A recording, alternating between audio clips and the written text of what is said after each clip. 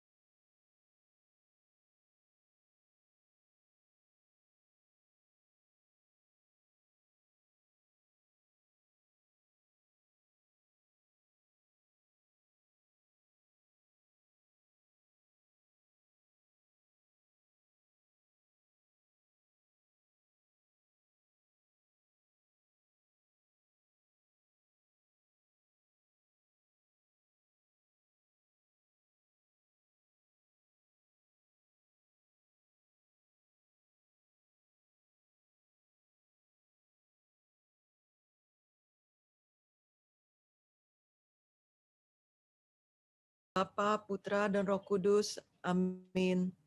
Selamat malam, Bapak. Terima kasih karena pada malam hari ini kami dikumpulkan kembali pada Zoom online untuk belajar firman-Mu yang akan dibawakan oleh Riko dan Lia. Arahkan kami ya Bapa. Curahkanlah Roh Kudus-Mu kepada kami semua dan juga pada Riko dan Lia, supaya apa yang mereka katakan pada malam hari ini adalah benar berasal daripada-Mu. Berkatilah semua acara ini bisa berjalan dengan baik dari awal sampai akhir, dan kami semua bisa menerima firman-Mu dengan baik, supaya kami bisa mengetahui apa yang ingin Kau katakan pada kami. Pada malam hari ini tema adalah a place to grow. Ajari kami Bapa, supaya kami tahu kemanakah kami harus berkembang. Terima kasih Bapa. Hanya dalam nama Tuhan Yesus Kristus kami sudah berdoa dan mengucap syukur. Amin. Dalam nama Bapa, Putra, dan Roh Kudus. Amin. Oke, thank you Ci Christina buat doanya. Welcome sekali lagi buat teman-teman yang baru join. Dan tema kita pada malam hari ini adalah Place to Grow. Oke, tanpa berlama-lama lagi, please welcome Koriko Arifano dan Cilia Brasali.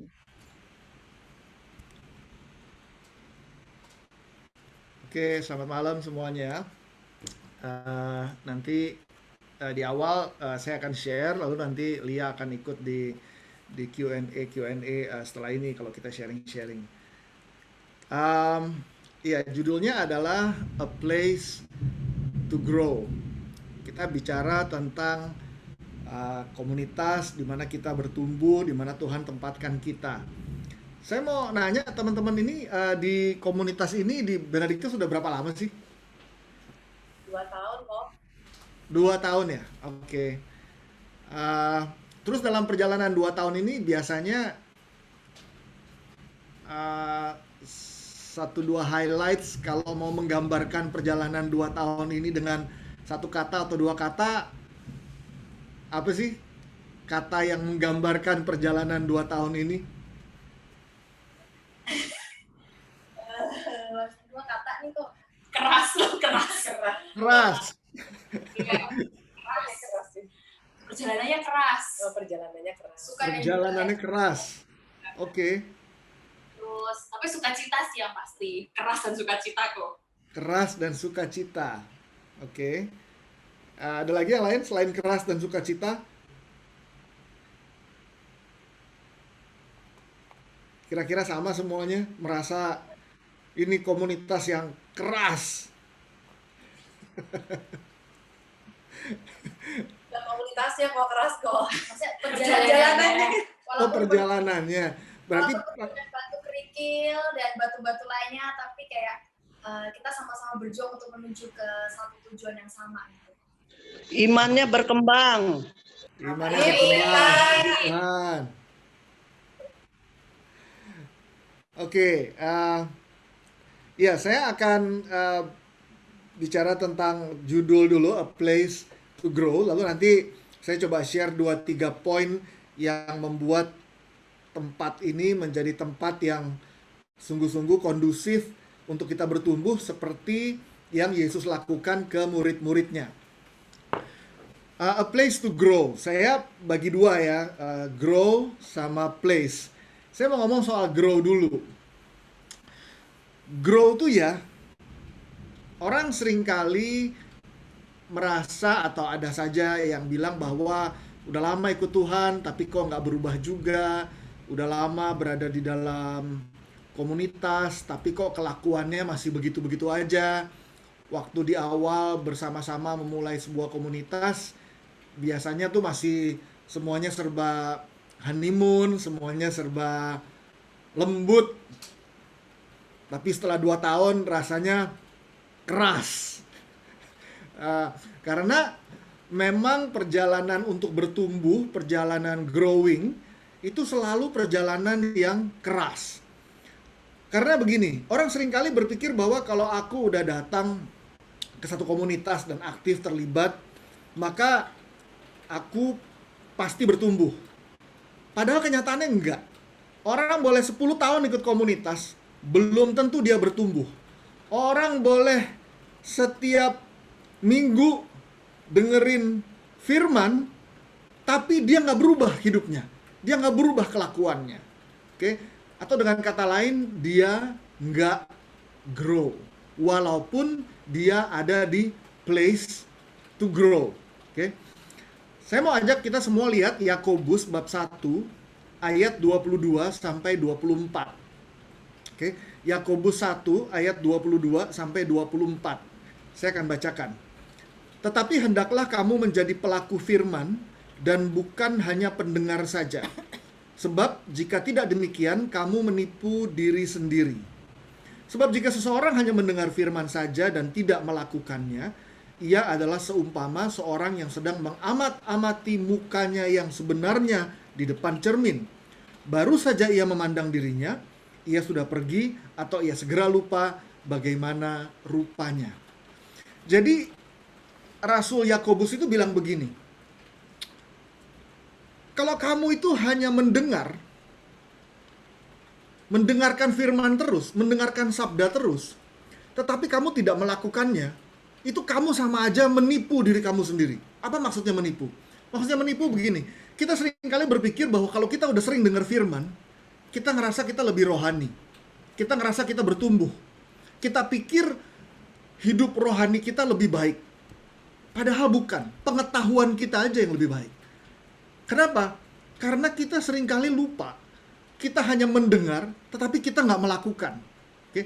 Ada banyak kali orang terlibat di dalam sebuah komunitas, entah itu pertemuan lingkungan, wilayah, persekutuan doa, atau apapun ya, tempat kita berkumpul untuk membahas kitab suci misalnya. Waktu kita rutin datang, waktu kita rutin ikut, kita dengar sabda, lalu dari waktu ke waktu setiap kali kita merasa kita mendapatkan pengetahuan baru ya, kita ngerasa, wah, aku bertumbuh, kerohanianku lebih baik, imanku bertumbuh. Padahal Yakobus bilang, kalau kamu hanya mendengar, tapi kalau kamu tidak melakukan, kamu nggak bertumbuh. Kamu hanya seperti menipu dirimu sendiri. Kamu seperti mendengar, kamu seperti orang yang ngaca nih, lagi melihat wajahnya di depan cermin, lalu dia pergi, begitu dia pergi dia udah lupa apa yang dia lihat. Kalau pagi gitu ya, kita pergi gitu, mau pergi ke kantor, atau kalau kita di rumah sekarang nggak ke kantor ya, ke Zoom. Kalau kita mau ke Zoom, kita memastikan bahwa penampilan kita oke, kita ngaca dulu, atau kita nyalain Zoom-nya dulu nih, sebelum connect ke Zoom event, buat ngeliat dulu muka kita di frame Zoom udah oke belum nih, oke? Lalu kalau yang lebih jago lagi, di bagian video setting, bisa di touch up sedikit mukanya supaya kelihatan sedikit lebih muda, oke? Karena kita mau ngeliat-ngeliat gitu ya, begitu kita udah lihat, udah settle, baru kita Zoom beneran gitu. Baru kita connect ke Zoom meeting room yang memang di-assign buat pertemuan. Tapi waktu kita udah masuk ke dalam pertemuan kayak gini, kita udah lupa apa yang kita lihat tadi gitu. Dan Yakobus bilang, this is exactly who you are, what you look like, kalau kamu cuma dengerin firman doang, tapi kamu nggak melakukannya. You are just cheating yourself, katanya. Kamu menipu diri kamu sendiri. Nah pertanyaannya adalah, selama ini kita fokus di mendengarkan firman atau kita fokus di melakukan firman? Yang kita evaluasi sebagai komunitas adalah apakah ada pembawa firman dan firmannya baik, atau anggota komunitasnya melakukan apa yang dibagikan, firman yang dibagikan setiap minggu. Yang mana yang kita ukur? Yang mana yang kita evaluasi? Eventnya di mana sabda diwartakan atau perilaku orangnya yang disesuaikan dengan firman. Maka nggak heran juga Yesus pernah bilang begini di Matius 7 ayat 24 sampai 27. Kalau teman-teman familiar dengan ceritanya, Yesus bilang begini, ada orang yang bijak membangun rumah di atas batu. Kalau ada badai, rumahnya kuat. Tapi ada orang yang bodoh membangun rumah di atas pasir. Kalau ada badai, rumahnya roboh. Apa artinya? Kata Yesus, yang membangun rumah di atas batu adalah orang yang mendengarkan sabda dan melakukannya. Tetapi orang yang membangun rumah di atas pasir, yang bodoh, itu adalah seperti orang yang mendengarkan sabda, tapi tidak melakukannya. Apa bedanya antara yang bijak dan yang bodoh? Dua-duanya dengerin sabda. Yang satu hanya mendengarkan dan itu bodoh. Yang satu lagi mendengarkan dan melakukan. Itu yang bijak, kata Yesus. Yang bijak itulah, yang melakukan itulah, yang rumahnya menjadi kokoh, kuat, getting stronger and stronger every day, growing in faith. So kita lihat sekarang kalau kita bicara tentang grow, kita harus bicara tentang melakukan, bukan hanya mendengarkan. Okay? Nah, Yesus mau murid-murid ini semuanya growing, karena Yesus nanti akan mengutus murid-murid ini untuk mewartakan kabar gembira supaya semua orang kenal dengan Yesus. Nah, untuk membantu murid-muridnya agar murid-muridnya grow, apa yang Yesus lakukan? Ini yang orang seringkali lupa, oke? Orang seringkali nggak perhatikan. Apakah doa? Iya, betul. Dengerin firman? Iya, betul. Pelayanan? Iya, betul. Tapi ada satu hal yang pertama-tama yang Yesus lakukan sebelum Yesus melakukan semuanya itu, yaitu menempatkan murid-muridnya semuanya ke dalam sebuah komsel, komunitas, 12 orang. Oke. Orang seringkali pikir, gue bisa bertumbuh sendiri. Ya nggak apa-apa, bisa aja, tapi itu bukan strategi Yesus. Strategi Yesus agar murid-muridnya bertumbuh adalah menempatkan murid-murid itu semuanya di dalam sebuah kelompok. 12 orang yang bertemu rutin bahkan setiap hari, yang intens berkomunitas bersama. Waktu semuanya udah ngumpul di dalam sebuah komunitas, baru Yesus berbagi sabda, mengajarkan doa, melatih melayani, menegur, dan semuanya. Tapi sebelum semuanya itu Yesus lakukan, yang pertama-tama Yesus lakukan adalah Jesus put every one of them into a community, komunitas. Okay? Maka komunitas adalah a place to grow. Okay? Dan kita seringkali berpikir bahwa nggak perlu komunitas dan sebagainya. Oke, coba bilang gitu ke Yesus. Oke? Karena Yesus sendiri waktu mau ngajak murid-muridnya bertumbuh, caranya pertama-tama adalah dengan mengundang mereka semua berada di dalam sebuah komunitas. So, community life is the strategy of Jesus to grow the disciples. Oke? Nah, kalau kita udah paham dengan gambar ini, maka saya mau share tentang 3 hal yang esensi di dalam sebuah komunitas. Oke? 3 hal yang esensi sehingga komunitas kita ini sungguh-sungguh menjadi tempat di mana kita bisa bertumbuh. Karena ada komunitas-komunitas yang mana orang-orang di dalamnya nggak bertumbuh. So, it could be a place, tapi it's not a place to grow. Oke? Dan kita lihat bahwa ada berbagai jenis place, ada berbagai jenis komunitas. Tetapi dari pengalaman, atau kalau kita lihat di kitab suci, ada karakter tertentu yang perlu mewarnai sebuah komunitas supaya komunitas itu sungguh-sungguh menjadi a place to grow. Okay. Yang pertama adalah di mana Yesus mengundang murid-muridnya semuanya untuk, kalau kita lihat ya, secara rutin murid-muridnya sama Yesus tuh diajarin. Okay. Yesus berbagi sabda ke murid-muridnya. Lalu Yesus mengajarkan murid-muridnya berdoa misalnya. Maka artinya murid-murid ini diajar sama Yesus untuk punya private spiritual discipline. Oke, praktek rohani, disiplin praktek hidup rohani. Oke, pribadi nih, kita ngomongin yang pribadi. Artinya masing-masing dari murid-muridnya ini harus punya hidup doa. Masing-masing dari muridnya ini harus punya hidup sabda yang rutin setiap hari. Bukan seminggu sekali, tapi setiap hari. Baca firman Tuhan setiap hari, meluangkan waktu di dalam doa setiap hari. Bagian yang ini di dalam kehidupan berkomunitas seringkali dilupakan. Kenapa? Karena seringkali yang diukur atau dievaluasi adalah pertemuan seminggu sekali yang seperti ini. Tetapi jarang kita ukur, kita follow up disiplin rohani pribadi, lepas pribadi yang ada di dalam komunitas. Yang ini jarang kita follow up.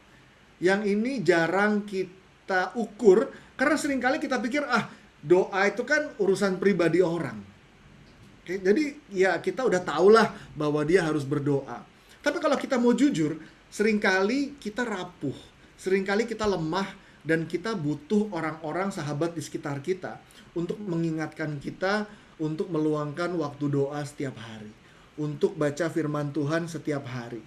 Baca firman Tuhan setiap hari, orang suka lupa atau orang suka males karena orang bilang begini, gue udah tahu ceritanya nggak bakalan berubah deh. Yang namanya Yesus kasih makan 5.000 orang, gue udah baca dari gue masih kecil. Kalau hari ini gue baca, ya pasti ceritanya yang itu lagi, nggak bakalan berubah. Iya, bener, nggak berubah, memang. Tapi that's not the point. The point is, kalau Yesus bilang bahwa, kalau kita baca di Injil Yohanes bahwa bab 1, bahwa Yesus itu adalah firman yang menjadi daging, maka sebetulnya setiap kali kita bersinggungan dengan firman, itu sebetulnya kita bersinggungan dengan Yesus. Setiap kali kita berjumpa dengan firman, walaupun yang kita baca itu sama, kita sebetulnya sedang berjumpa dengan Yesus. Orang seringkali baca kitab suci, pendekatannya salah. Pendekatannya orang berpikir bahwa, nggak ada hal yang baru, aku udah tahu kok ceritanya begitu. Sekarang bayangkan, kalau teman-teman di sini ada yang udah menikah, suami istri gitu ya. Suami mau ketemu sama istrinya.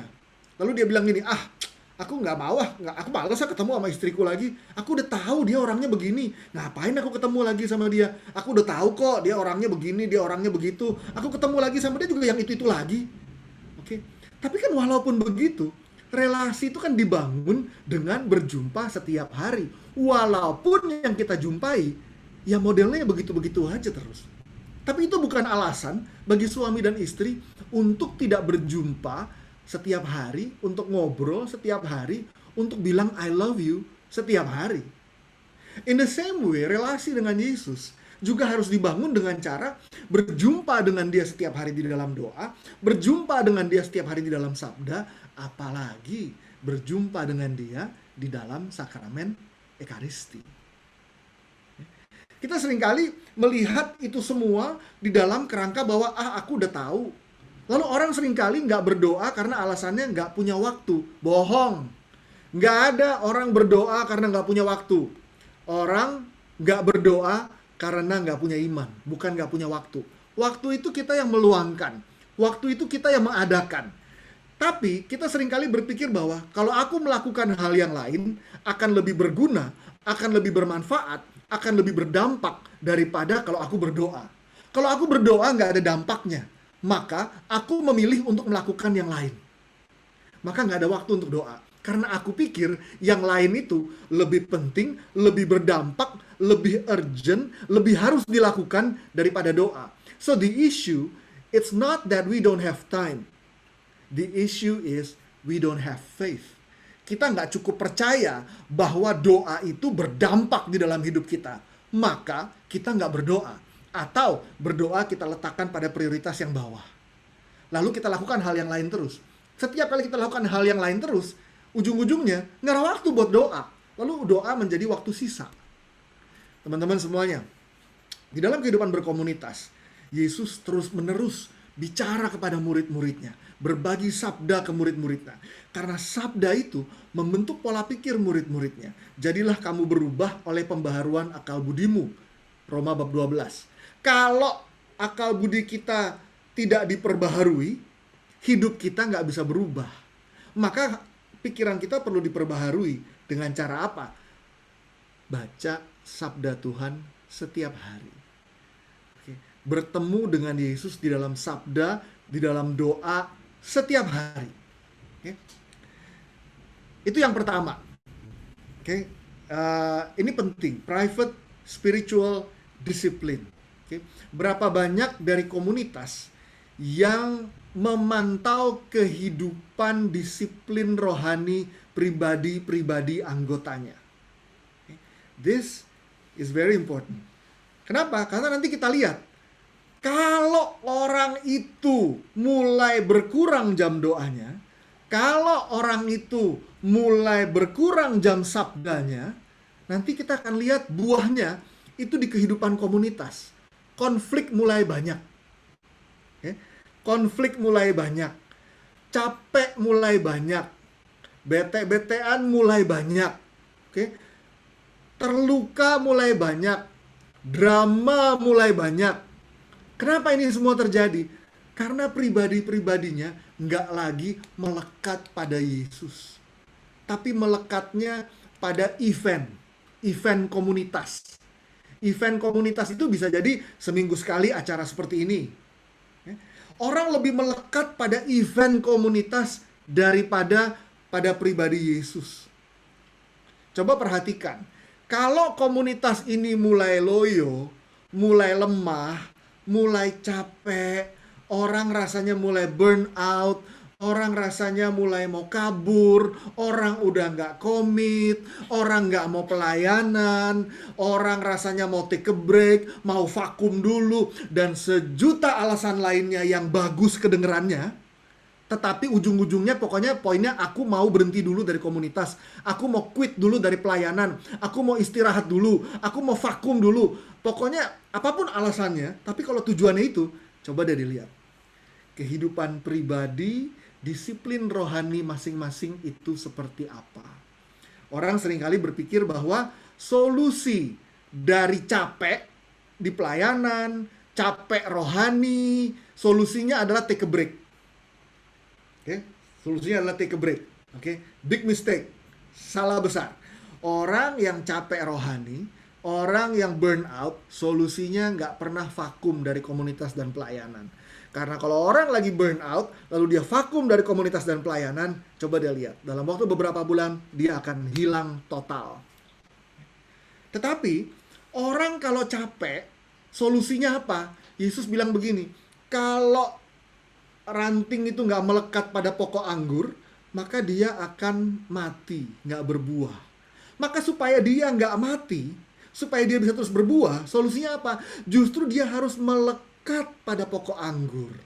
Maka solusi dari setiap orang burnout, solusi dari setiap orang capek adalah justru mendekat dan melekat pada Yesus. Dan komunitas adalah sarana yang membantu kita untuk terus-menerus mendekat dan melekat pada Yesus.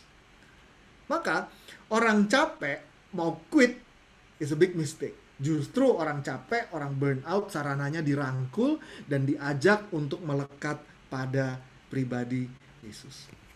Itu yang pertama, private spiritual discipline. Yang kedua itu perilaku kita di dalam komunitas, behavior kita.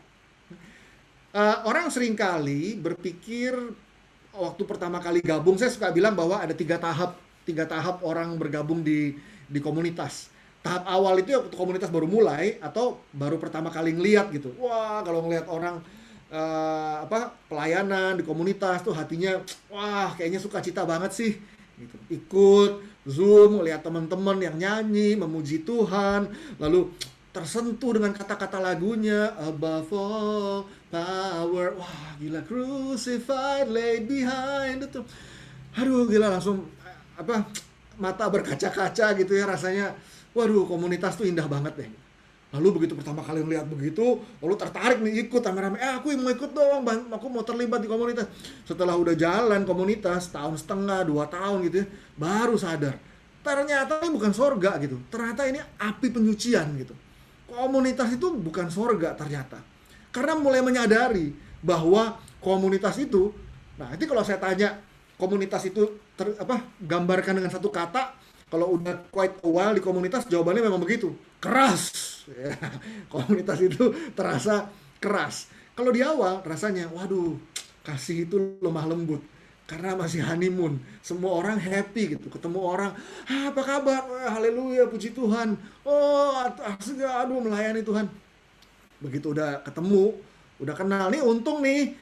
Lagi Zoom, lagi ini ya, lagi banyak lagi pandemi begini ya, orang nggak ketemu offline, risiko konflik sedikit berkurang karena nggak ketemu. Tapi kalau udah ketemu dan intens pelayanan, waduh baru mulai nyadar, gila, lo ya cuma ngemeng doang bisanya, begitu kerja lo kagak bisa, lo ya kalau sharing firman muka lo paling bercahaya kayak orang paling suci aja lo, begitu pelayanan bareng lu bosi banget, lu bisa cuma merintah orang doang, datang jam 7 janjian lu datangnya baru jam 9, terus lu ya baik ya, ternyata gue kira lu baik, ke gua gitu, ternyata lu ke semua orang lu tebar-tebar harapan, lu TP-TP ke semua orang, bikin semua orang patah hati gara-gara lu doang. Cuman ada 1000 macam konflik yang baru mulai kelihatan setelah orang menghidupi komunitas bersama-sama. Dan itu yang terjadi sama para rasul juga. Kalau kita perhatikan, mereka juga ribut satu sama lain. Yesus baru cerita tentang baru cerita tentang dia akan dianiaya dan dia akan disalib. Yang ada malahan muridnya datang, Tuhan, emaknya lagi yang datang, Tuhan, boleh nggak nanti kalau engkau bertahta nanti anakku sebelah kanan, satu sebelah kiri kamu gitu. Terus yang lain, woi, emangnya lo siapa gitu, lo penting sendiri, lo kira kita juga nggak penting gitu, maksudnya. Dan mulai kelihatan gitu, orang yang mulai mementingkan diri sendiri, orang yang mulai. So tahap yang pertama, biasanya kalau orang ditanya komunitas gimana, itu biasanya dengan mata berkaca-kaca dan hati berbunga-bunga menjawab, puji Tuhan, lagi honeymoon. Tahap kedua biasanya kalau ditanya gitu ya, ditanya komunitas gimana, dia mulai mukanya ditekuk langsung, cembetut langsung, dia jawab, komunitas apaan? Kagak ada, gue kagak punya komunitas. Karena dia mulai kecewa dengan kenyataan yang ada. Nah di tahap kedua ini, ada banyak orang yang berhenti komunitas. Quit. Dia mau berhenti, dia mau ninggalin semuanya. Karena dia ngerasa bahwa males banget sih. Gue pertama kali bergabung komunitas, gue sangkain isinya orang suci. Ternyata isinya orang munafik semuanya gitu. Pelayanan sih pelayanan. Tapi kalau lihat kelakuannya kayak begitu. Kalau lagi pelayanan, lihat dia kayaknya mulutnya manis banget. Tapi sekali waktu gue pernah lihat dia ngomong sama orang kerjaannya dia, gila dicaci maki men tuh orang yang keluar kebun binatang dari mulutnya. Dan kita baru boleh menyadari mungkin sungguh-sungguh bahwa komunitas rohani bukan tempatnya orang suci. Komunitas rohani adalah tempatnya orang berdosa yang lagi bersama-sama belajar untuk mengasihi satu sama lain dengan lebih baik. Dan di tahap ini, orang mulai quit, mau berhenti. Dan kalau orang berhenti ya di tahap ini ya, itu dia pahit banget biasanya sama komunitas rohani apalagi. Dia pahit banget. Kalau udah nggak ketemu sama dia setahun gitu ya, kalau terus orang ketemu dia nanya gitu ya, itu biasanya keluar dari mulut dia tentang komunitas itu yang negatif aja selalu, yang nggak enak aja selalu. Okay? Tapi kalau orang stay faithful, setia di komunitas, terus bertahan dan terus belajar mencintai, terus mau mengampuni, luka pasti nggak mungkin nggak ada yang nggak terluka di komunitas. Kalau nih ya, kalau saya bilang ke teman-teman ya, kalau ada yang nggak terluka di komunitas, saya berani bilang begini ke orangnya, jangan-jangan komunitas itu nggak cocok buat kamu. Kamu mesti pergi ke tempat lain, di tempat lain di mana komunitas itu akan melukai kamu. Kenapa? Karena di komunitas adalah tempat kita dibentuk dan diajar untuk mencintai. Nggak ada orang sempurna di komunitas. Kayak kita semua struggle dengan dosa-dosa kita. Jadi, kalau ada orang datang ke saya dan cerita bahwa di komunitasnya dia sangat bergumul karena dia merasa bahwa dia harus berhadapan dengan orang-orang yang menyebalkan, saya selalu jawab, itu komunitas yang tepat buat kamu. Komunitas yang tepat buat kamu. Saya sama teman-teman di komunitas kami selalu bilang bahwa kalau di sini, di komunitas ini kamu nggak bergumul, kamu nggak berjuang, komunitas ini mungkin gak tepat buat kamu. Mungkin kamu harus cari komunitas yang lain. Kalau di komunitas ini kamu merasa sedemikian nyamannya, maka komunitas ini gak cocok buat kamu. Kamu harus ada di tempat di mana kamu ditantang untuk berubah. Karena kalau kamu menjadi sangat nyaman di komunitas itu, berarti komunitas itu tidak lagi menumbuhkan kamu. Di mana-mana, a place to grow is always, saya garis bawahi, a place to grow is always painful. Always painful. Nggak ada tempat di mana kita dipaksa untuk bertumbuh yang tidak menyakitkan. Kalau hari ini teman-teman ada di komunitas ini atau di komunitas manapun dan teman-teman merasa disakiti di komunitas itu, saya berani meneguhkan dan mengatakan bahwa komunitas itu mungkin komunitas yang sungguh tepat untuk kamu. Lalu kalau orang akhirnya melewati tahap yang kedua, dia sampai pada tahap yang ketiga, akhirnya kalau orang tanya gimana komunitas kamu, dia akan menjawab dengan tersenyum dan bilang bahwa memang yang bisa buat kita berjalan sejauh ini hanya kasih karunia Tuhan. Karena orang mulai menyadari bahwa komunitas itu hanya bisa bertahan kalau ditopang oleh rahmat Tuhan setiap hari. Bayangin, we are all a bunch of sinful people yang melukai satu sama lain dengan karakter yang berbeda-beda. Yang satu berangkat dari keluarga yang mungkin lemah lembut, nadanya nggak pernah tinggi, masuk ke komunitas ketemu teman yang cablak, yang kalau ngomong selalu nadanya tinggi. Begitu dengar teman nadanya tinggi, dia langsung ngerasa dimarahin. Padahal temennya nggak marah-marah sama dia gitu. Tapi karena rumahnya itu orang tuanya sangat lemah lembut, dia ngerasa diomelin selalu sama temennya. Padahal temennya nggak mau nyakitin dia gitu. Tapi it's just that the way we were brought up from different families and backgrounds bikin kita punya cara yang berbeda dalam menanggapi banyak situasi gitu. So teman-teman semuanya, poin yang kedua adalah essentials yang penting untuk Place to Grow adalah komunitas di mana kita ada ikatan tertentu di dalamnya. Yang nggak asal orang bisa datang dan keluar anytime. Coba bayangin, kalau orang masuk ke dalam komunitas, ketemu masalah, ketemu konflik, dia langsung keluar, dia nggak pernah bertumbuh. Karena setiap kali dia berhadapan dengan masalah, dia lari. Dan dia pindah ke komunitas lain. Ada tuh orang yang kayak gitu tuh. Hobinya loncat-loncat dari satu komunitas ke komunitas yang lain. Di komunitas yang ini dia tinggal di situ, lalu dia bentrok, ada konflik, lalu dia pindah ke komunitas lain. Di komunitas lain, ada bentrok lagi, dia pindah lagi ke komunitas lain. Dan setiap kali dia pindah, dia celak komunitas yang sebelumnya. Lalu dia hop on, hop off dari satu komunitas ke komunitas yang lain.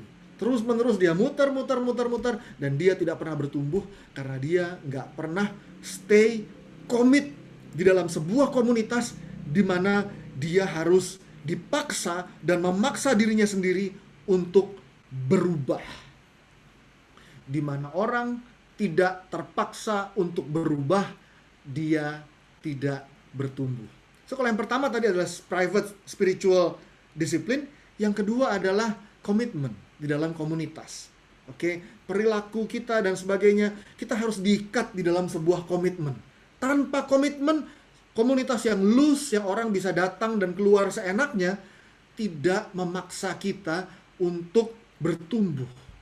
Yesus mengikat murid-muridnya 12 orang. Stay di 12 itu dan mereka committed buat ikut Yesus terus bersama-sama. Okay? So, nggak ada perfect community. Dan lagi, nggak ada perfect leader. Orang gabung di dalam komunitas berpikir bahwa wah, gue malu di komunitas yang lain lebih oke, begini. Orang suka bilang komunitas yang lain lebih baik. Rumput tetangga selalu kelihatannya lebih hijau. Oke, tapi saya selalu bilang bukan rumput tetangga yang lebih hijau. Rumput yang disirami dan dipupuki setiap hari itu yang lebih hijau. Kalau kita mau rumput kita lebih hijau dari rumput tetangga, gampang. Siramin tiap hari, kasih pupuk setiap hari. Rumput kita akan lebih hijau. Oke, tapi nggak ada komunitas yang sempurna. Dan nggak ada leader yang sempurna. Komunitas tetangga kayaknya asik banget ya, leadernya hebat begini. Nggak ada. Setiap leader rapuh, setiap leader punya kekurangan, punya kelebihannya sendiri-sendiri. Kalau pingin punya leader yang sempurna, saya tahu tempatnya. Silahkan pergi meninggalkan dunia ini dan bertemu dengan Tuhan Yesus. Hanya satu leader yang sempurna, namanya Yesus. Selama kita masih ada di dunia ini, nggak ada komunitas yang sempurna, nggak ada leader yang sempurna. Yang ada adalah as a community, kita semua adalah orang berdosa yang sedang belajar bertumbuh. That's why a community is a place to grow. A place to grow artinya ada area di mana aku belum bertumbuh dan aku perlu bertumbuh. Maka kehidupan komunitas is challenging. Yes. Community life is always challenging. Community life, saya suka bilang, is always messy, berantakan. Nggak ada kehidupan komunitas yang rapi, yang terstruktur rapi. Semua orang mengerjakan fungsinya, semua orang komit, semua orang menyapa satu sama lain di dalam kasih, semua orang on time, semua orang menjalankan proses pelayanan sesuai dengan kapasitasnya. Semua, nggak ada yang kayak begitu. Setiap komunitas rohani selalu berantakan di dalamnya. It's always messy. Why? Because we are all messy, sinful people. Jadi, kalau komunitas tempat kita bertumbuh hari ini, entah itu di paroki, atau kategorial, atau di lingkungan, atau di wilayah, atau dimanapun, rasanya berantakan banget, it's okay. Karena di tempat di mana kerapuhan orang itu banyak, Tuhan bilang di tempat itu kasih karunia Tuhan juga berlimpah-limpah. If it doesn't challenge you, it will not change you. If it doesn't challenge you, it will not change you. So community life has to be challenging. Community life yang gak challenging, saya berani jamin anggotanya gak bertumbuh. And challenging itu artinya apa? Challenging itu artinya gak enak, gak comfortable. Ada keputusan-keputusan yang dibuat oleh ketua atau koordinator yang tidak disukai oleh timnya atau bahkan oleh umat yang datang ke komunitas itu. Sometimes it could be very, very unpopular. Yes, lihat aja Yesus. Oke? Lihat aja Yesus. 5.000 orang datang makan. Dikasih makan, dikasih firman sama Yesus. Tapi yang jadi murid berapa? 5.000 orang? Enggak. Yang jadi murid itu yang cuman yang 12. Bukan yang 5.000. Yang 5.000 itu cuma datang, denger, makan, pulang. Oke? Which brings us to poin yang nomor 3. Poin yang nomor 3 adalah tanggung jawab pelayanan. Oke? Lihat, ada 5.000 orang datang berkerumun. Oke? By the way, kalau kita baca lebih lanjut, 5.000 orang itu cuma laki-laki ya. Kalau dihitung sama keluarganya lebih dari 5.000. Tapi one day Yesus khotbah di depan 5.000 orang. Lalu mereka bilang, murid-muridnya bilang, Tuhan udah malam, suruh aja mereka pulang Tuhan, biar mereka makan. Terus Yesus bilang begini, wait, tunggu dulu kata Tuhan. Kamu harus memberi mereka makan. Bayangin, 12 orang dikasih tanggung jawab sama Yesus untuk kasih makan 5.000 orang. Make sense nggak? Nggak make sense. Masuk nggak di kapasitas 12 orang itu? Nggak masuk di dalam kapasitas 12 orang itu. Tapi akibatnya apa? Akibatnya 12 orang itu jadi minta tolong sama Yesus. Lalu Yesus turun tangan. Dia ambil 5 roti dan 2 ikan. Dia mengucap syukur. Lalu dia kasih ke murid-murid. Murid-murid bagikan. Lalu bisa kasih makan 5.000 orang. Laki-laki plus keluarganya. Nah, teman-teman semuanya. Coba lihat. Yang murid itu yang ngapain? Yang murid itu yang melayani. Yang 5.000 orang nggak melayani. Saya membayangkan ya, 5.000 orang itu jangan-jangan konsumen. Teman-teman semua, kita ini konsumen atau murid sih? Konsumen itu cuman maunya datang, makan, dengar firman, pulang. Nggak ada ditukar, dengar firman dulu baru makan. Nggak makan dulu. Tapi ada juga yang suka datangnya telat, makan doang terus pulang. Anggaplah enggak lah. Datang, dengar firman, makan, pulang. Itu yang 5.000 orang. Tapi yang murid itu kasih tanggung jawab sama Tuhan untuk melayani. Dan tanggung jawabnya di luar kapasitas mereka. Sering nggak kita dengar orang begini, aku nggak sanggup dikasih tanggung jawab pelayanan ini, pelayanan itu. Aku nggak bisa. Teman-teman semuanya, Yesus nggak pernah kasih tanggung jawab pelayanan yang murid-muridnya bisa. Semuanya selalu nggak bisa. Kasih makan 5.000 orang, 12 orang kasih makan 5.000 orang, mana bisa? Yesus bilang, sembuhkanlah yang sakit, mana bisa? Usirlah setan-setan, mana bisa? Terakhir sebelum Yesus naik ke surga, Yesus ngomong ke 12 orang ini apa? Wartakanlah Injil ke segala bangsa, jadikan segala bangsa muridku. Gila, gimana caranya 12 orang menjadikan segala bangsa muridku? Artinya apa? Artinya, murid-murid itu selalu diberikan tanggung jawab pelayanan sama Tuhan, dan tanggung jawab itu lebih besar daripada kapasitas mereka. Supaya apa? Supaya mereka bergantung pada Yesus. Supaya mereka datang sama Yesus, minta tolong, lalu Yesus melakukan mujizat, menunjukkan kekuatannya, lalu murid-muridnya ini bertumbuh imannya. Bertumbuh lebih percaya sama Tuhan. Nggak percaya pada diri sendiri. Kalau orang bilang, aku nggak bisa, itu kan artinya dia percaya sama diri sendiri ya. Kita hidup di zaman modern ini, di mana orang tuh sering banget bicara tentang percaya diri. Saya kalau dimintain bawain di depan, bawain renungan, atau sharing, atau pelatihan ke song leader, worship leader, atau ke pembicara, saya suka bilang, rumus pertama buat berdiri di depan, jangan pernah punya percaya diri. Saya selalu ngomong begitu. Kenapa? Karena firman Tuhan bilang, terkutuklah orang yang mengandalkan kekuatannya sendiri. Tetapi berbahagialah orang yang bersandar kepadaku, kata Tuhan. Maka saya selalu bilang, jangan pernah percaya diri, tapi percayalah Tuhan. Maka, kalau orang dikasih tanggung jawab pelayanan, dan dia bilang, oh, Aku nggak bisa, aku nggak sanggup. Itu kan artinya dia melihatnya dari kacamata diri sendiri ya. Berarti dia percayanya sama diri sendiri dong. Padahal waktu Yesus kasih tanggung jawab pelayanan, selalu tanggung jawabnya di luar kapasitas murid-murid. Yaitu contohnya kasih makan 5.000 orang. So teman-teman semuanya, kalau yang pertama tadi adalah private spiritual discipline, disiplin rohani. Yang kedua adalah komitmen di dalam komunitas. Yang ketiga adalah tanggung jawab pelayanan. Maka saya selalu mendorong setiap komunitas untuk semua anggota yang aktif terlibat di komunitas itu kasih tanggung jawab pelayanan. Karena murid-murid itu adalah yang diajak sama Yesus untuk melayani. Yang dilayani seringkali itu cuma konsumen doang. Coba kita lihat, 5.000 orang datang. Tapi yang benar-benar di-stretch sama Yesus, yang benar-benar dipaksa sama Yesus, yang benar-benar di-intensify sama Yesus, itu berapa orang? Cuman 12 orang. Dan dari 12 ini kita lihat yang diajak sama Yesus untuk ambil bagian di dalam penderitaannya Yesus. Berapa banyak? Cuman 3. Waktu Yesus ketakutan, waktu Yesus menderita, Yesus berdoa di Taman Getsemani, dari 12 murid, hanya 3 yang diajak sama Yesus.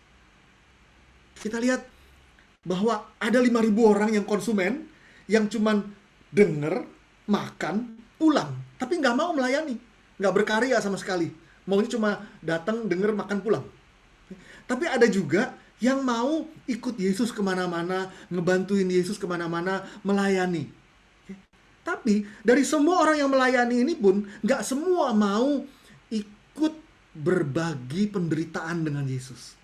Karena walaupun udah jadi murid, seringkali menolak, wah nggak mau yang susah, pokoknya tetap cari yang nyaman, semua tetap ikut Tuhan, iya, jadi murid iya, tapi nggak mau susah sedikit komplain, nggak enak sedikit, nggak comfortable sedikit, marah-marah langsung.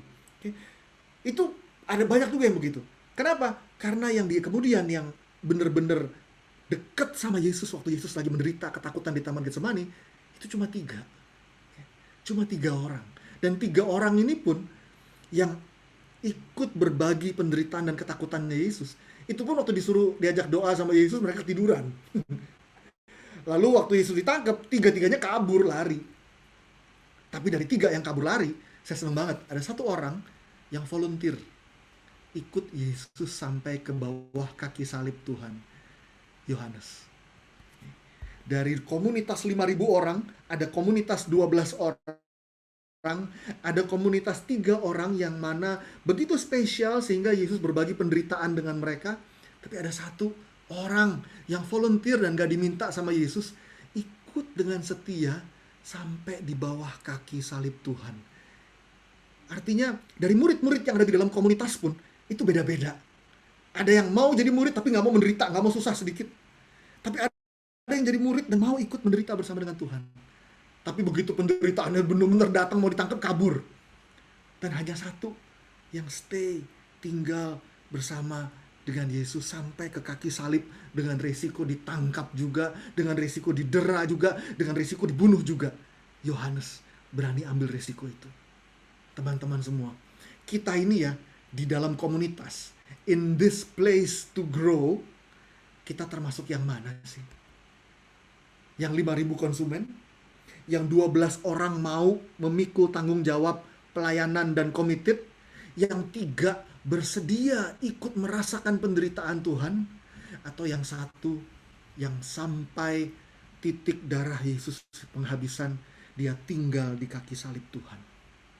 Semuanya ada di dalam place to grow, tetapi masing-masing punya peran yang berbeda-beda, masing-masing punya hati yang berbeda-beda juga.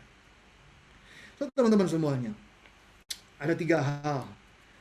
Private spiritual discipline, commitment, dan ministries responsibility.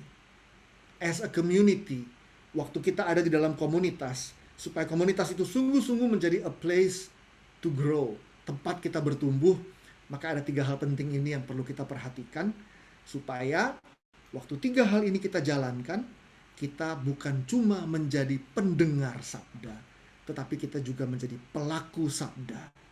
Dengan demikian, our community truly becomes a place to grow. Oke, teman-teman, saya berhenti di sini.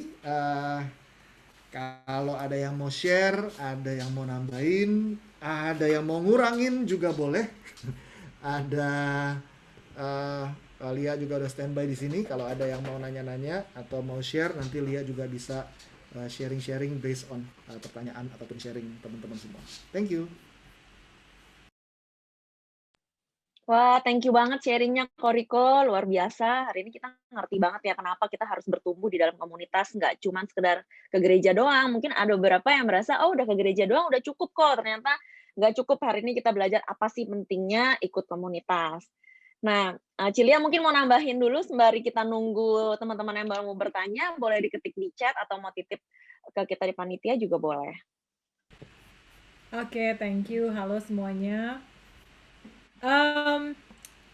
Hidup di komunitas itu adalah sebenarnya kita nggak asing ya sama kehidupan komunitas ya. Kalau mau bilang berkomunitas itu bahkan dari kita di keluarga itu juga namanya keluarga nggak mungkin dong sendirian. Pasti kan kita hidup sama orang tua kita, interaksi antara satu sama lain itu saya rasa itu bagian yang dalam tanda kutip sama sebetulnya. Tapi memang kalau keluarga kan kita nggak milih ya, kita ditempatkan di situ. Tapi kalau komunitas kita punya pilihan. Justru karena kita punya pilihan, kadang-kadang kita punya endurance, kita punya kekuatan ya, ketahanan. Itu di situ jadi nggak terlalu kuat. Karena apa? Karena kita berpikir ngapain juga gue di sini ketemu sama orang-orang aneh begini, yang ada cuma bikin gue repot, yang ada gue pikir yang tadi Riko sampaikan, gue pikir ini tempat yang suci gitu, semuanya asik, tapi ternyata ini api pencucian beneran gitu.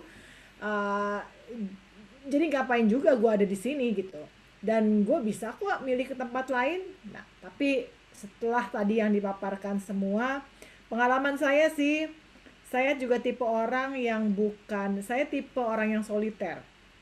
Saya nggak terlalu butuh komunitas sebetulnya. Saya dari dulu sendiri, saya orang yang kemana-mana sendiri, saya orang yang suka sendirian. Tapi dalam perjalanan hidup saya melihat bahwa kalau saya ada sampai hari ini di tempat ini dan bisa sharing, itu benar-benar karena Tuhan yang mengasihani saya, dan Tuhan menempatkan saya di tempat komunitas, di tengah-tengah komunitas gitu. Dari dulu, dari pertama kali saya mulai ikut pelayanan sampai hari ini, lingkungan saya bukan lingkungan orang-orang yang sempurna pastinya, dan kalaupun itu lingkungan yang sempurna, setelah saya datang ke situ menjadi lingkungan yang tidak sempurna, karena saya tidak sempurna. Yang tadinya mungkin mereka orang-orang baik, justru setelah ketemu ada saya yang tadinya sempurna, ya 3/4 sempurna lah ya, kan tadi kan sempurna adanya di surga ya, tapi justru kemasukan yang namanya Lia gitu, justru jadi tinggal half sempurna atau 1/4 sempurna gitu. Tapi justru itu tempat di mana saya melihat tangan Tuhan yang berkarya sih, dengan cara yang saya kadang-kadang nggak bisa mendefinisikan gitu. Apa sih yang berubah dalam diri saya gitu? Apa sih yang... Tapi somehow saya ngerasa setiap orang itu punya cara membentuk saya. Jadi kadang-kadang kita berpikir nih ya, aduh nih orang harus berubah nih. Masa sih datang telat terus gitu? Datang masa aduh nggak bisa gitu ya? Padahal nih ya meeting udah dibuat 7:30, udah habis, maksudnya ada waktu buat... Ya kalau dulu zaman kita masih di kantor ya, pulang masih ada waktu buat dinner dulu, mungkin 7:30 loh udah dikasih waktu gitu, masih aja telat. Dan kita berpikir orang itu yang harus berubah. Orang itu yang harus berubah, tanpa kita berpikir jangan-jangan kehadiran dia sebetulnya dimaksudkan supaya kita berubah. Supaya kita berubah menjadi lebih sabar, supaya kita berubah menjadi lebih toleran ya, apalah. Atau misalnya kalaupun harus nantinya menegur, kita yang diubah caranya supaya kita bisa menyampaikan maksud itu dengan cara yang penuh kasih gitu. Nah mungkin latihan-latihan itu yang harus kita yang harus kita paksakan ya ke diri kita. Dan terutama justru karena kita juga nggak sempurna sih, mungkin dia api pencucian buat kita, kita juga api pencucian buat dia, sama aja sebenarnya gitu. So far itu sih sementara, lainnya tadi udah disampaikan sama Riko. Thank you. Oke, jadi ketika kita berkomunitas, kita tuh sama-sama dibentuk ya, Ci. Yes. Ya. Dan sebenarnya kalau mungkin ada yang berpikir ikut komunitas tuh ngapain sih, mungkin ada yang berasa hidup juga masih belum benar atau gimana, tapi sebenarnya memang Tuhan sendiri kan bilang Tuhan itu mencari orang yang sakit ya, dalam arti sakit bukan mencari orang yang sehat. Jadi ya emang kita di sini ya berkumpul tujuan komunitas supaya kita saling membangun satu sama lain. Ya, betul sekali. Teman-teman ada yang mau bertanya, boleh nih bertanya ke Koriko atau ke Cilia. Mau tanya. Oke, silakan. Aku mau tanya, jadi kan tadi kan yang hal yang esensi yang paling penting paling pertama itu kan tentang spiritual life yang private kan. Ada nggak sih tips dan trik bagaimana, maksudnya kan setiap masing-masing itu pasti punya spiritual life-nya tuh beda-beda gitu loh, gimana kita bisa kayak disiplin kan iya biar bisa disiplin yang lainnya itu gimana, kadang-kadang kan ya oke, mungkin penting buat kita tapi dia teman kita yang lain nggak merasa hal seperti itu gitu, gimana cara kita bisa kayak mengajak bersama-sama menumbuhkan spiritual life ini, private spiritual life ini gitu. Mungkin Koci. Sebetulnya cara yang paling gampang adalah misalnya habis ngundang seorang gitu. Misalnya kalian ngundang satu pembicara gitu lagi misalnya ngomongin tentang doa gitu ya, topiknya tentang doa gitu. Kelar dia ngomong, udah kelar, setelah dia selesai, tim ngumpul aja sebentar terus bilang, "Tuh, kan kita udah belajar barusan kan tentang pentingnya doa. Yuk, kita sepakat yuk setiap hari doa bareng, atau setiap hari kita luangin waktu yuk 15 menit atau setengah jam di dalam doa." Lalu kalau udah share aja di WA group, kita di komunitas sering kok yang udah doa hari ini 1, 2, 3, 4 centang, tulis namanya yang udah. Jadi kita create accountability di dalam tim gitu. Masing-masing jadi tahu gitu, ada yang udah doa atau belum. Dan dari awal kita udah harus bilang bahwa cara membaca ini, cara kita melakukan ini adalah bukan supaya kita menghakimi mereka yang tidak berdoa, tapi tujuannya adalah supaya kita tahu siapa yang sedang struggling di dalam doa, supaya kita bisa bantu. Oke, jadi ciptakan akuntabilitas di antara tim. Kalau kami di komunitas kami sampai bikin apps. Lalu di apps itu bisa dicentang. Kami punya komitmen di komunitas, ada komitmen doa 60 menit tiap hari, baca kitab suci tiap hari, misa seminggu 2 kali, ngaku dosa. Lalu ada centangnya tuh di apps. Jadi di apps itu kita centang. Jadi kalau di Komsel itu kita sebutnya gembala ya, kalau pemimpin sel gitu. Gembala selnya itu punya akses buat ngeliat rekap hasil dari komitmen pribadi masing-masing anggotanya. Nah, tapi dari awal kita udah bilang, ini kita bukannya mau ngejudge loh, tapi kita mau lihat temperatur hidup rohani kita masing-masing gimana sih. At least kita follow up lewat private spiritual discipline yang kayak begini, supaya kalau ada yang lagi struggle di dalam hidup doa bisa ditanya, ditelepon. Dan kalau memang dia lagi benar-benar gak bisa doa, bisa diajak, gini deh, kalau kamu lagi gak bisa doa, besok aku ajak 2-3 teman yang lain, kita Zoom, kita rosario bareng yuk, misalnya. Jadi dengan begitu, orang yang gak bisa doa dibantu untuk berdoa bersama. Nah, tapi sistem akuntabilitas ini harus di-create gitu loh, bersama-sama gitu, supaya masing-masing tahu dan masing-masing bisa membantu satu sama lain. Contohnya kayak gitu. Thank you, Koci. Terus kok aku ada pertanyaan lagi nih kok. Kalau misalnya ada anggota komunitas kita nih, udah ikut lumayan lama, terus tiba-tiba dia memutuskan untuk keluar gitu karena ada konflik di dalam komunitas gitu. Nah, menurut Koriko dan Cilia ini, apakah kita sebagai pengurus itu wajib untuk menarik dia kembali atau ya udahlah gitu kalau memang itu keputusan lu gitu, atau gimana? Sebenarnya sih yang penting sih diajak ngobrol ya, kan kadang-kadang orang keluar kan kita nggak tahu sebetulnya kenapa ya. Sebetulnya kalau kita nggak tahu kenapa ya kita nggak bisa memutuskan langkah apa yang bisa diambil setelah itu. Dan yang paling bahaya ya, hati-hati, jangan asumsi ya. Sering sekali tuh kita asumsi, oh dia keluar kayaknya gara-gara ini, gua rasa kayaknya begini gitu. Hati-hati tuh, itu sering banget bikin jadi apa ya, jadi ngaco gitu maksudnya. Dan akhirnya keputusan yang diambil untuk menyikapi situasi itu juga jadi ngaco karena memang berdasarkan bukan facts tapi asumsi gitu. Jadi kalau toh juga dia kan emang anggota komunitas dan kita cukup dekat, mungkin diomongin dulu siapa yang bisa mendekati dia, kemudian ngajak ngomong baik-baik, dan kemudian menanyakan sebenarnya masalahnya apa. Ya, setelah itu baru kemudian yang kita lihat. Sebenarnya akan tergantung dari apa ya, policy, bukan policy, apa tuh, kayak kebijakan komunitas gitu loh. Ya, kebijakan dari PD atau dari komunitas tertentu. Kalau di tempat, kalau cuma contoh ya, kalau di komunitas kami memang kalau ada situasi itu ya kita akan panggil dan ajak ngobrol sih.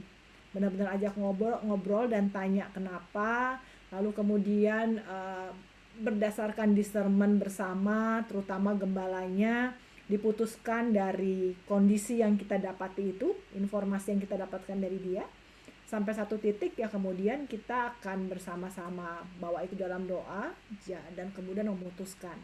Jadi memang tidak ada keputusan yang kami berusaha untuk tidak mengambil keputusan pada saat situasi lagi panas gitu, pada saat lagi emosi, pada saat lagi marah gitu. Kita berusaha untuk ngambil waktu dan kemudian duduk bersama dan kemudian melihat situasi yang sebenarnya, berusaha lah paling enggak ya, melihat situasi yang sebenarnya dan kemudian ya lihat kalau emang pada kenyataannya dia juga udah nggak satu visi dengan kita, nggak bisa bermisi bersama karena kita kan di komunitas kan diikat sama mission ya, bersama apa yang pingin kita raih bersama dalam melayani Tuhan melalui komunitas ini. Kalau emang itunya udah nggak matching, nggak jalan, ya udah gitu. Tapi keputusannya bukan karena tadi, bukan karena asumsi, bukan karena lagi panas, bukan karena lagi salah paham dan sebagainya. Itu sih. Ya, thank you, Ci. Kita sih udah berusaha untuk nanya sih gitu, karena kita memang deket gitu kan. Ngurus juga, iya. Cuman memang konfliknya itu sesama orang di dalam komunitas gitu. Jadi dua-duanya konflik dan dua-duanya keluar. Kalau ya itu, kalau ya saya nggak tahu ya, kalau di kita sih di komunitas orang muda tuh ya paling sering begitu gara-gara ya apa, biasa lah pacaran putus atau kemudian suka-sukaan gitu, satu sel group gitu, taunya terus nggak jadi, terus udah gitu ya bete-betean, udah gitu ya yang ini jadian sama orang lain lagi gitu kan. Ya kalau di komunitas orang muda ya seperti itulah kira-kira. Tapi ya di tempat kami ya kalau udah lagi kayak gitu dikasih waktu kali ya, dikasih waktu biar tenang dulu, biar dan lihat kemudian kalau emang didoakan lah bersama ya, sama-sama dibawa dalam doa, apalagi kalau misalnya dia memang bersama-sama dan tim yang emang udah kerja deket banget sama kalian ya, sebagai teman-teman ya doakan lah ya, kalau perlu dipuasain gitu. Dan kemudian dari situ minta kemana Tuhan tuntun gitu, maksudnya untuk ngobrol ke mereka gitu sih. Ya benar-benar, Ci, itu yang kita masih lupa sih, doain bareng-bareng. Mau nanya apa? Oh, Koci mau nanya, ada nggak rekomendasi misalnya kalau tadi kan lebih ke anggota pengurus kan, jadi kalau misalnya kayak sekarang kita kan selama ini kan Zoom, ada rekomendasi ya gimana caranya kita untuk ngajak, karena kebetulan karena pandemi ini banyak teman-teman yang ikut itu pengen dari luar kota juga ya, jadi gimana ya kayak misalnya untuk bisa mereka tuh bisa ikut partisipasi gitu, untuk take part dalam komunitas ini, ada saran nggak? Take part maksudnya di dalam karya-karya komunitas gitu ya? Ada a few things sih, kalau tergantung karya komunitasnya ngapain aja gitu ya. Tapi contoh misalnya selama pandemi ini kami ngelakuin beberapa hal, misalnya bagi-bagi sembako buat orang-orang sahabat-sahabat jalanan, pemulung gitu misalnya ya.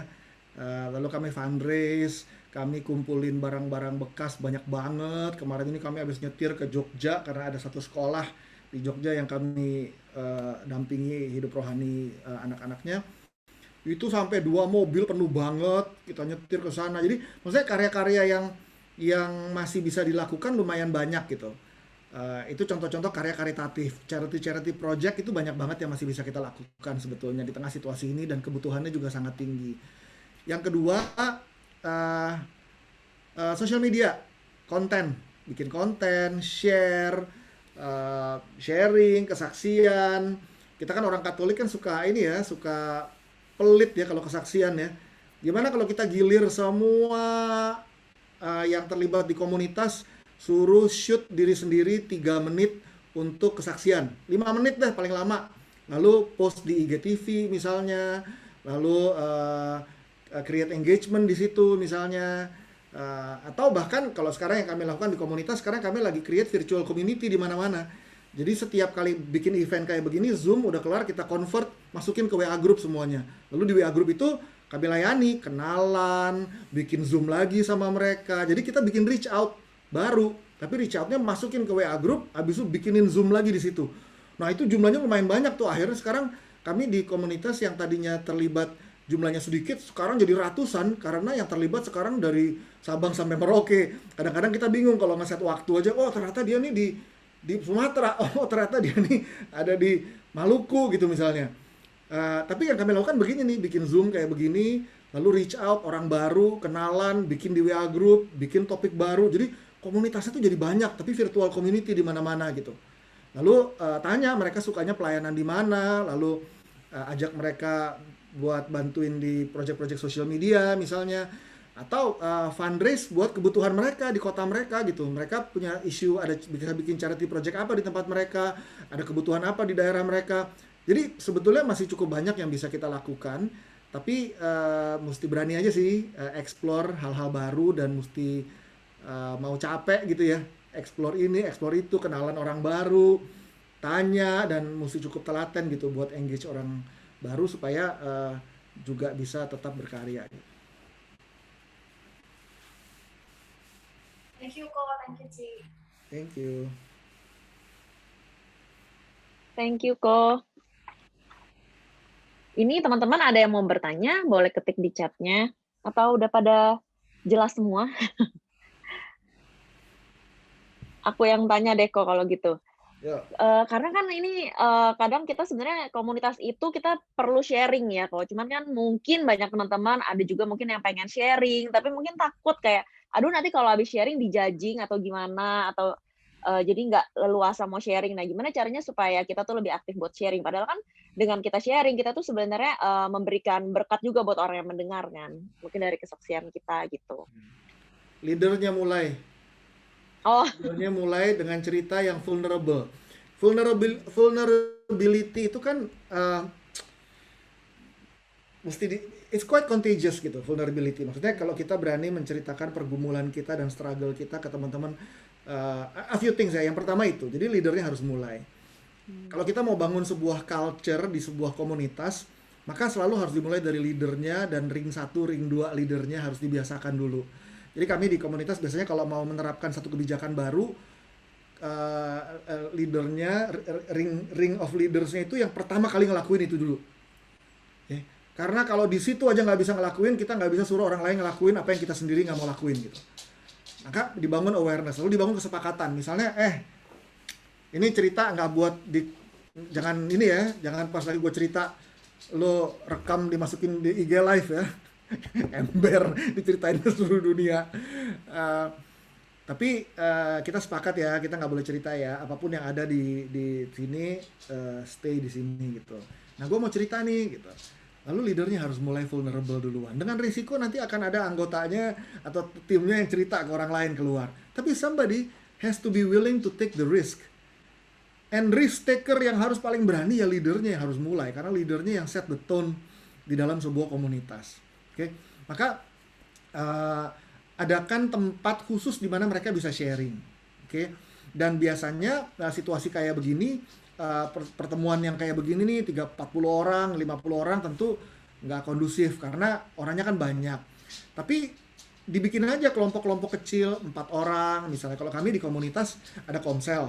Komsel ini misalnya isinya 10 orang. 10 orang ini kita bagi lagi menjadi kelompok yang sharing bukan firman, tapi sharing kehidupan pribadi gitu. Yang rutin kita bikin wajib sebulan sekali harus gitu.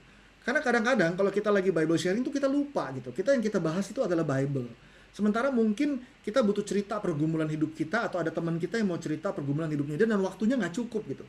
Jadi kita dedicate satu waktu khusus di mana di waktu itu kita nggak bahas kitab suci, tapi masing-masing share where are you right now in your life gitu. Gue lagi ngalamin ini nih, gue lagi struggle ini, lagi struggle itu.